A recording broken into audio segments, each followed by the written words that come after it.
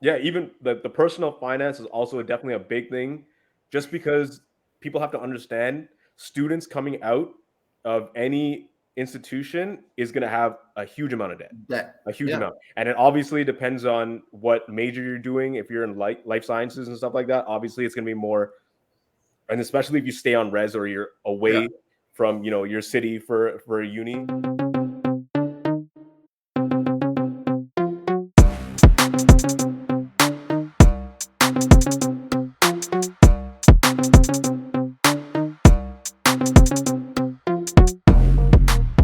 Welcome everyone back to Dicing It Up, and we have today with me Harry, Yo, what's going on? Marin or Delta Maverick, Hey, what's up? and myself Shiv or Red, and we have some juicy topics for you today. Well, really just one juicy topic, and it's really to do with what we think are the greatest scams of life. You know, with everything going on, with the housing crisis and like all this other shit, we were like, you know what, like this is something that's really we have a lot of opinions on. So we're like, you know what, let's bring it to you guys, and yeah, so let's get it started. Like, there are a lot of things in this world that I think each of us have different opinions on what are scams of life, and that really uh, we could do without. You know, lots of things where we're like, fuck it, like we don't really need this, but we do it because it's part of society, right? For What the do you guys greater think good. about it? Sorry? Said it's for the greater good. Yeah, for the greater good, right? And it's like, you know, some of them I can agree with, but some of them it's just kind of like, is it really for the greater good? Like what do you guys think, Harry? I know where he's going with this. Yeah. So what exactly are you angling on this, Shivam? Okay, so like for me, right? So for me, I think the greatest scam of life for me is like religion, right? Like Damn, it's this guy just swung for the fences. all the time, all the time, right? It's Like, like straight to and, the religion. All right, let's hear this. I mean, so here's the thing, right? Like, so I'm a Hindu. I grew up in a Muslim country, and my mom's Catholic, so I also grew up in the church. Okay, so like Yeah. I had um like an orientation to all three of the biggest religions in the world right now, except for like Judaism, right? Yeah. And everything like all those religions were like, you know, the other religion is bad. Like, okay, but why? There's really no reason as to say like, okay, yeah, Christianity is bad, or well, Islam is bad, or like Hinduism is bad, but they always hate on each other. And then on top of that, like they always like attacked each other for God, Yeah. right?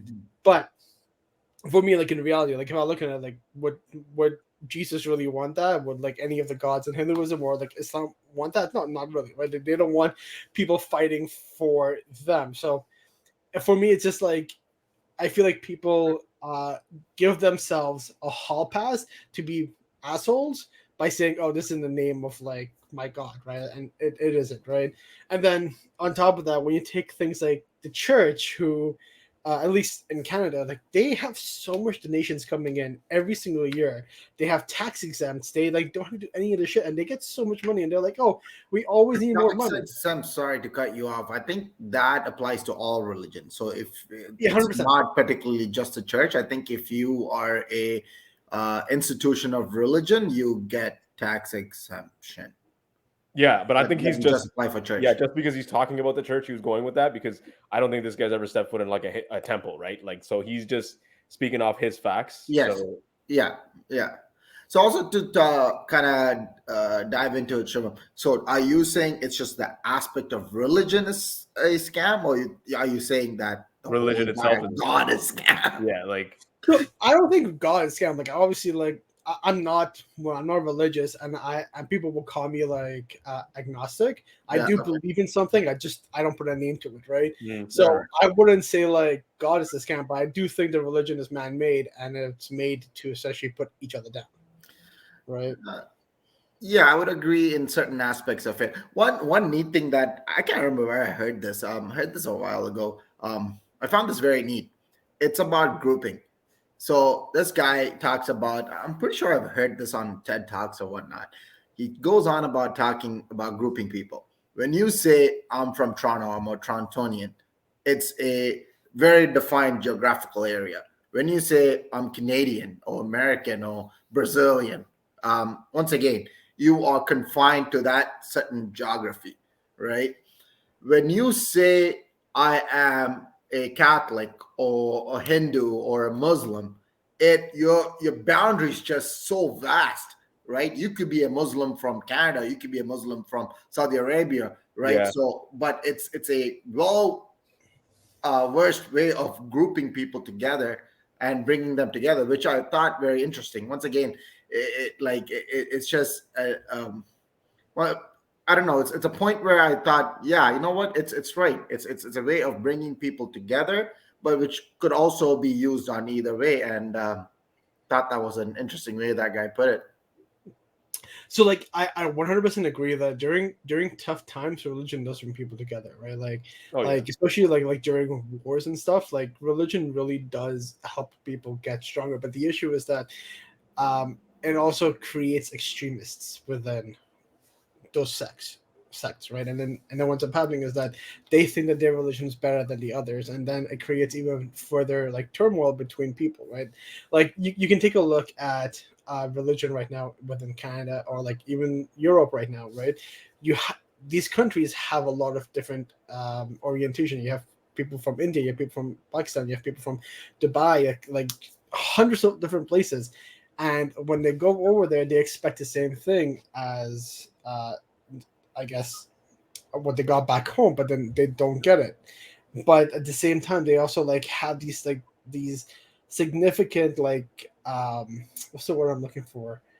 Um, Stereotypes for the other religion, right? Like even in Hinduism, right? They're like, oh, you should not marry anyone that's Muslim or Catholic because you shouldn't be like cross mingling, or like even in Catholicism, it's the same thing. It's kind of like we are at the end of the day humans. Why are we not treating each other just as humans should treat each other, right? And it's just kind of like without religion, would we be better as a country? Would we be better as a human race? Because instead of us being taught by a book of how to do things correctly, we are being taught as humans how to be good humans. Yeah, that makes sense. I mean, yeah, I grew up in a pretty Catholic household. Like I went to church like every Sunday. Everybody knows that. Um, but within the last 2 years, like since I've moved into my own place, like I haven't been to church. Like I don't go to church like every Sunday, right? And not everyone has the time to, but like I would try to make time. Obviously, that was because of my mom before. Everybody knows that. But like now, it's like the older I get, and it's not to say I'm less of a Catholic because of it, because I don't show up to church. But I've realized more now. It's like I don't like. What's the point of me having to actually be present in church other than the Eucharist? Other than ingesting the Eucharist, I can pray on my own. I can sit here with a rosary or like a prayer, and I can say that within my heart or whatever. And I think that's kind of like a stigma. It's like, oh, you need to be present in the church for you to actually be a Catholic. Because when I was getting married, the first question my priest asked me was, oh, when was the last time you went to church? Like, how often have you come to the church? Yeah. I'm pretty sure, Harry, you're going through Oh the same yeah. thing. Yeah. Yeah. First thing. It's Yeah. just First like thing. it's the stigma of like, why do I need to show up to the thing to pray? Because Yeah. prayer is everywhere. I can pray within my mind. The same thing. Yeah. And remember, we all went to a Catholic high school, so we know. And like, it wasn't just for Catholic individuals. It was for we had a lot of Hindus in that thing. Yeah, In I was high a Hindu there. yeah, Yeah. so and I remember religion class. It's like they would impose on all of these, other, religions. So it's like, oh, you have to learn this. It's like, but we were being forced to learn religion, but it wasn't until like grade 11 or 12 where we learned all religion. So why Mhm. would grade 9 and 10 we only learned Catholicism? You know what I Yeah. mean? Yeah. And that's going on to my next thing here. Another big scam in life, I think, in schooling. Okay. Oh yeah. My God, schooling. And I've always hated school. I've never been good at school. And I'm not saying it because I hate school. It's just being an adult now and learning the things I could have learned back in school would have helped me a lot now. There are things that I would have loved to know in high school and even in like university, college that I have no clue about until coming out into the workforce in real life, like now. And I'm Yeah. sure you guys can speak on that too, because Yeah. Like it's not like the way I think about it. It's a system that's kind of messed up, right? They don't teach what we really need to know. It's a lot of memorizing and a lot of formulas, especially in today's world. Like just Google. You're like, why the fuck are we still memorizing shit? Like, it doesn't make any sense, right? And especially on certain things. Like I thought personal finance is something that should be taught in high school, right? It's silly to me. One of the biggest financial decision in terms of money wise at that point, and also going future in your life, is to choose your university or college degree at the age of 18. Yeah. Keep Yeah. in mind, you can't buy alcohol. Yeah. Spend 30, $40,000 on a loan to choose your rest of your life, but you're not prepped on how exactly your pathway is, your career. We had one careers class, and I was taught by a gym teacher Yeah, I who remember that. Oh himself my god. was bonkers by my standard, right? I can't Another remember his fucking is name. Oliveri. Oliveri. Oliveri is bonkers. The guy is bonkers, absolutely. And another thing is also law should be taught. I feel like in starting from high school, at least basic law that you should know to defend I yourself. think we did. I took law in grade 11 and 12. You do, but like they give you like It's one not class. extensive. Once Yeah, again, it's there's like no a careers business law. class There's no. where you Yeah. have one semester. You take one class, and that's about it. They don't Yeah. teach you the basic law that you need to be of a citizen of this country or of this whichever country you belong to, right? Yeah. Those two things I strongly believe in. And when you come into university, the fact that there is a dollar value in every subject that you have to take, Yeah. like, puts you on a real disadvantage. And also put, like, there is a marking system that you have to upkeep. For example, myself, I would have loved to take astrophysics just as an introductory course to see am I interested in it, but I didn't Yeah. have that opportunity because, one, I had 2 weeks to like it or not. If not, I'm paying for that course. Two, if I fail the midterm or get a bad mark, there goes my GPA, and that I cannot progress into my next year, or Yeah. whatever. It just really kind of handicaps you on what you want to do, and it doesn't let your mind explore. That's what I think about schooling system. It's like, obviously you need to be schooled, you need to be taught things. It's just the system that we have in place is not really working. Yeah. And And even those electives that they would ask us to choose, none of those electives have anything to no intertwine towards our actual career or the degree we're doing. They just kind of throw electives at you in your bracket and say, okay, so you've got 5 of these to choose from. Choose one of them, and they cost this amount. But you don't know what you want to choose because half of them are bullshit. Of course. And it's not. Of course. Yeah, I mean, yeah. I took a class, Introduction to Media, and I was learning about Second Life. Like, this was the most weirdest class I ever sat in. This was in university, granted, second year, a B-level course. I'm sitting here learning about Second Life. Come on, and I'm paying $600 for this. Yeah, BS? they're like Come on $6 minimum. Yeah, right. Oh, God, That's the thing that I kind of disagree with. And there's certain things as a youngin, like, again, personal finance, law, health and fitness. This should be taught in a more vigorous way. I feel like starting from a younger age.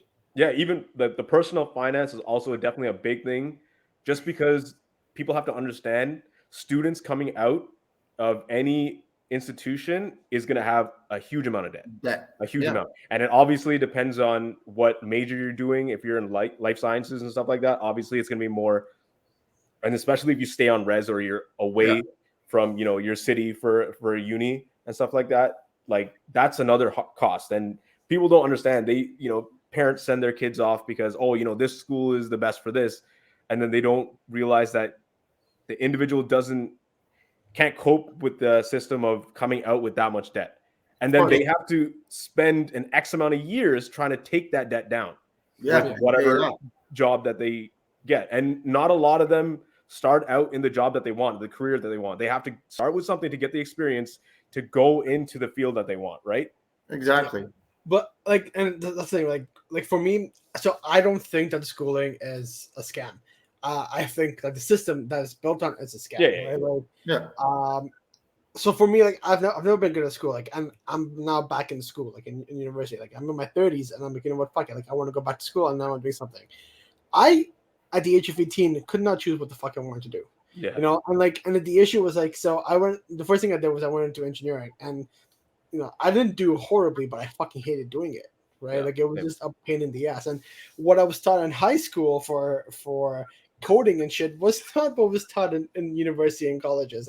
Like that wasn't what it was. It was so much more difficult. And on top of that, like it was not as much hands on. It was more about formulas and physics and shit like that. And I'm like, okay, yeah, I'm horrible at physics. I can't do 2 plus 2. Like I straight up fucking can't do math. And I'm like, okay, here I am trying to do physics. It was horrible, right? And then from there, I went into culinary, which once again I did really well. I like you guys know, like my food's pretty on point, but I don't want to be in that career because what they teach you in school is not what happens in kitchens, especially like how heavy like loaded kitchens are, where so much drugs and alcohol happen. That's not my type of lifestyle. I would Yeah. not be able to survive in there, right? And then Mhm.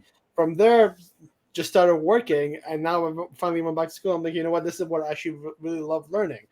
But it took me such a long time to actually be able to learn that, and now I feel like I'm behind because everyone else who's my age has a career, and they're like working towards things, and I'm just like, I have a career, I hate my career, and I want to move into something that I actually love. And I think that for schooling, like it's very important for them to realize that it's not just knowledge of the world, but it's knowledge of oneself, Yeah. That's right? correct. Yeah. And they don't teach that knowledge of oneself. They do not let you explore yourself. They don't let you be like, okay, what do I actually want to do in life?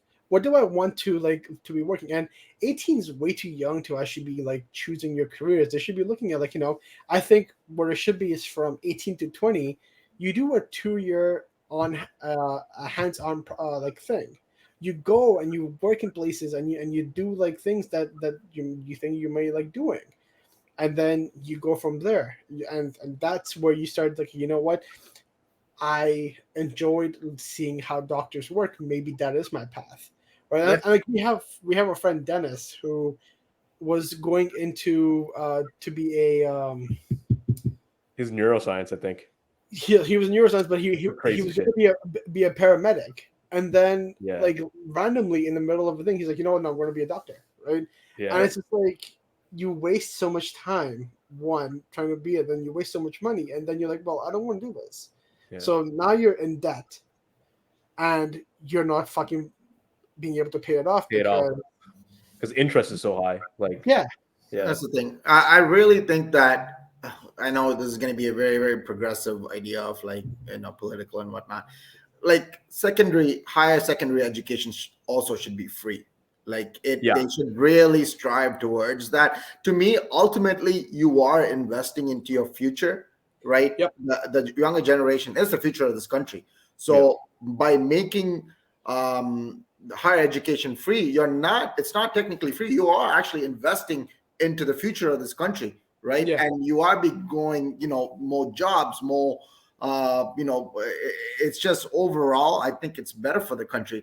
And not having kids come out with these massive debts, and all they do for the first some of them take 5 years. To be honest, I still haven't paid off my school debt yet. So and I'm 5 6 years into my workforce, into my full career, and I still haven't paid off my debt, right? So Yeah. you don't want this stuff looming over your head. And before you know it, you're going to be getting into other debts, such as housing, which is also a massive scam in this city, well, in this country, right? And another process that no one tells you how to deal with, mortgage. It's so complicated, so unnecessarily complicated. People ask you for your left kidney before they give you a mortgage. And it's just all these factors kind of add up and add up and add up, and you're so stressed out. Ultimately, you kind of lose your quality of life, right? All you do is wake up at 6 in the morning, get ready, and be at work by 7:38, whatever the time you guys get to work, and then spend 8 hours at work, and then be stuck in traffic coming back home. You live this such robotic lifestyle afterwards. It's mental. And Shivam, to your point, like about you switching careers, but like honestly, I know multiple people that were deep into their careers and thought, you know what, screw this is not me. So hats off for you to at least understand this in your early 30s. There are guys that go deep into their 40s and 50s before they realize, hey, what the heck am I still doing at this job as an accountant or a doctor or engineer or whatever the case is, right? Well, if you're a doctor, you're making good money, so let's give it. But it's just there's so much career path difference. One, you as you're growing, you understand, your preferences change, your importance changes and whatnot. But it's also the fact that we don't have that idea of what we really want to do, right? Because there's no especially in traditional schooling, forget schooling for trades, but if you go to traditional schooling, there's no apprenticeship, or there's no co-ops as much. So you really don't understand how what you're learning is applied in the real workforce. Yeah. Right. Yeah. Sorry to cut you off, Martin. There are some people that I know that finished their undergrad with me, couldn't find a job for, let's say, 6 months, and they went out and did their master's. And I asked them, why did you go do your master's? They're like, well, I didn't get a job, so I'm just going to keep studying. And I'm like, that doesn't really make sense. You're going to keep studying until you find a job. How about you understand that what you're doing right now and further investing into it is something that you really like to do. Right? Yeah. Harish, what do you think is their biggest scam? Is it housing or?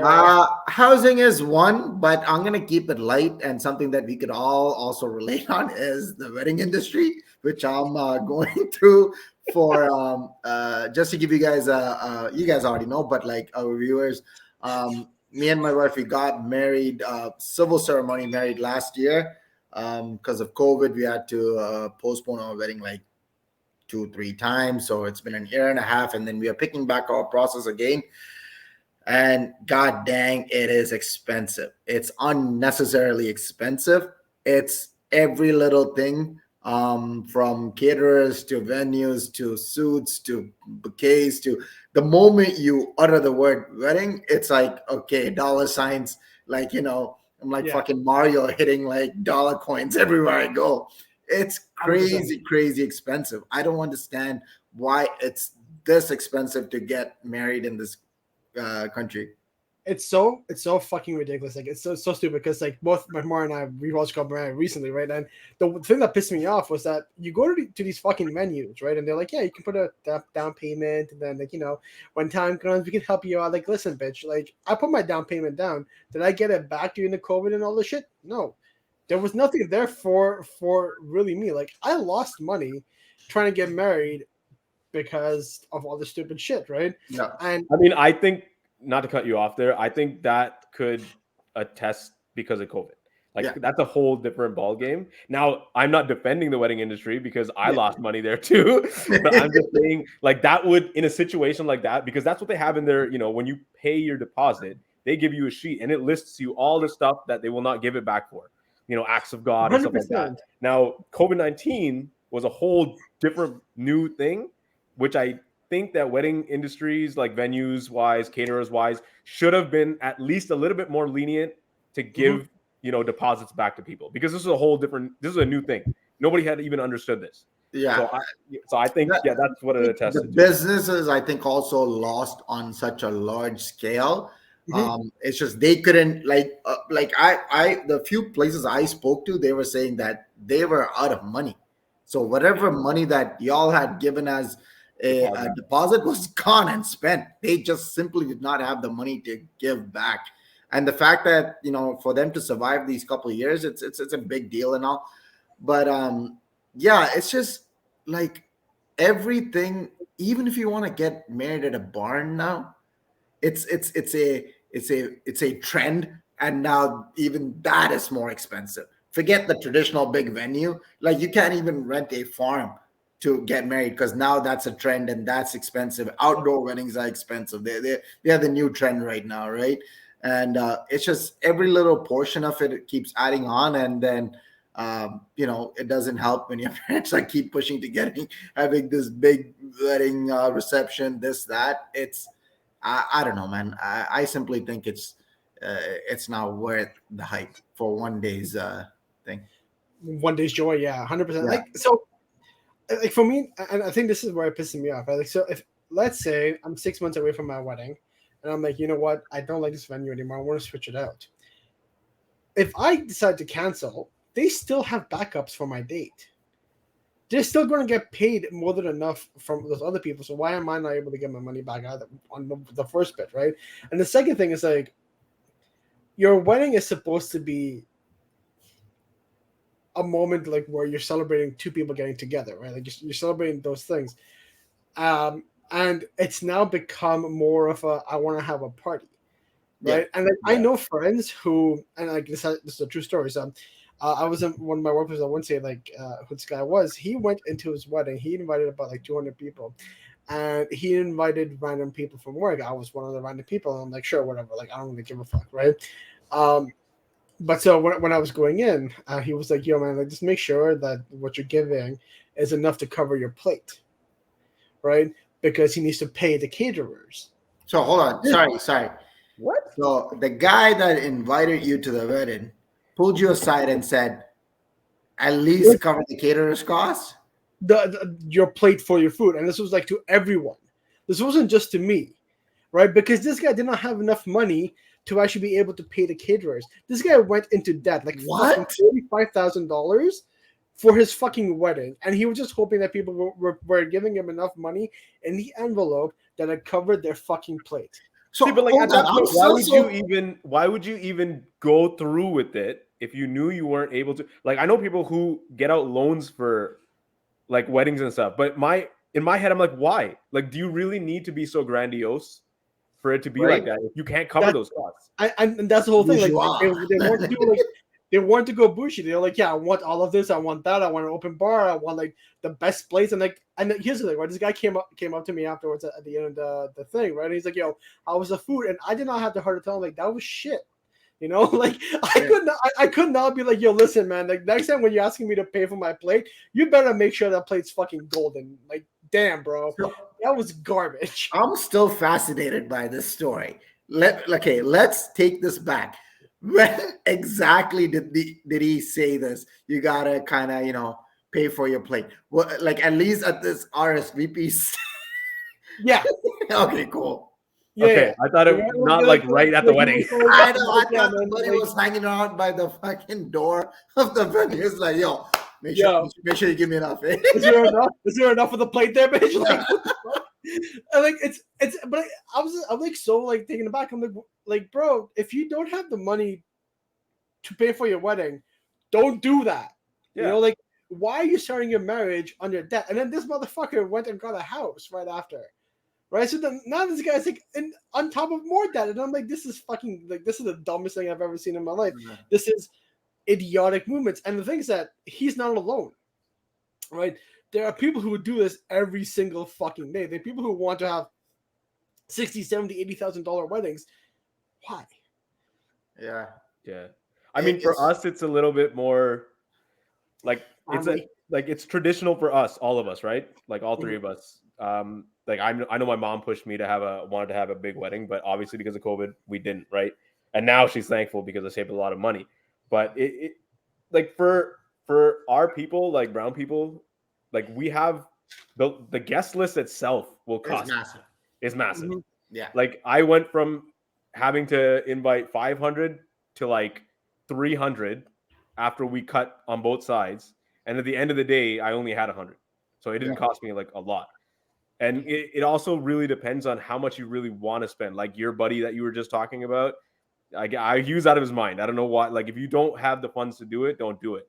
Because, when we were shopping around for, venues and, caterers, and especially for decor, we went to a couple people for decor. The range for pays, it was monumental. Like one person we went to was going to charge us $14,000 for everything. $14,000. So that's 14 and 3 zeros. Mm-hmm. And the next place we went to, the guy's deposit was only $700. Now, mind you, it wasn't real flowers, but you guys were there at my wedding.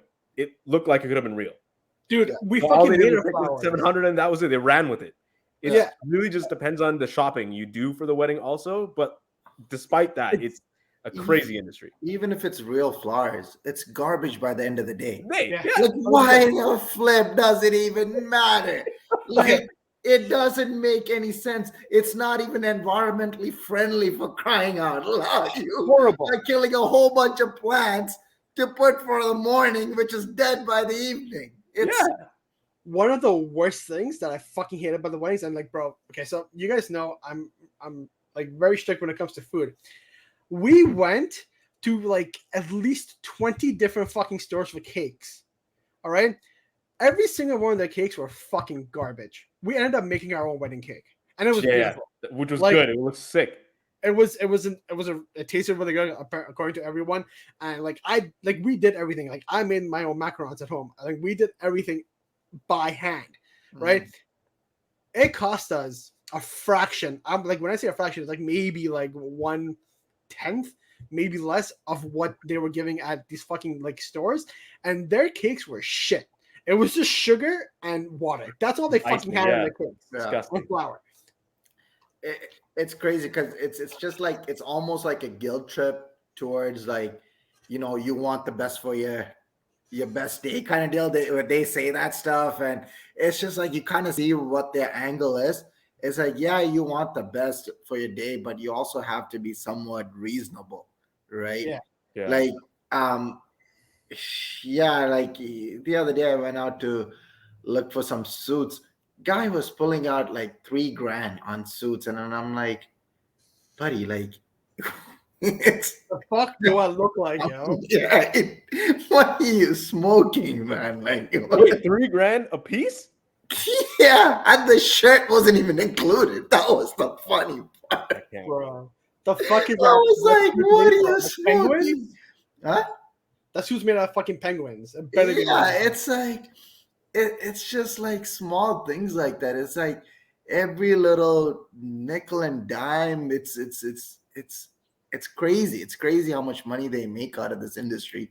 But it's thriving because, you know, like you said, everybody wants to have their big day, and yeah, but because of COVID, like, you know, people are kind of sort of scaling down, and they're seeing, like, you know, this could be done in a better way and more intimate way that resonates better within the couples. Because when it's a very, very big wedding too, it's hard to like kind of enjoy the day for the couple and their family, because they're running around like headless chicken, making sure that everything is okay, and you're standing there taking a million pictures and, like, you know, yada yada yada. But when it's such a small, intimate wedding, you're actually enjoying and you're actually communicating, interacting with your guests, and not standing there like two models posing with like 10 million people for photos. Bro, that's the worst. Some of them don't even get to eat. Yeah, seriously. Like, so at least in Canada, like, it's a little bit better. Like, you get 500 people for us at least. I remember my sister's wedding. She did 2 weddings. She did one in Canada, one in India. The one in India had 2,000 people. You don't even. I bet you she didn't even see every single one of them.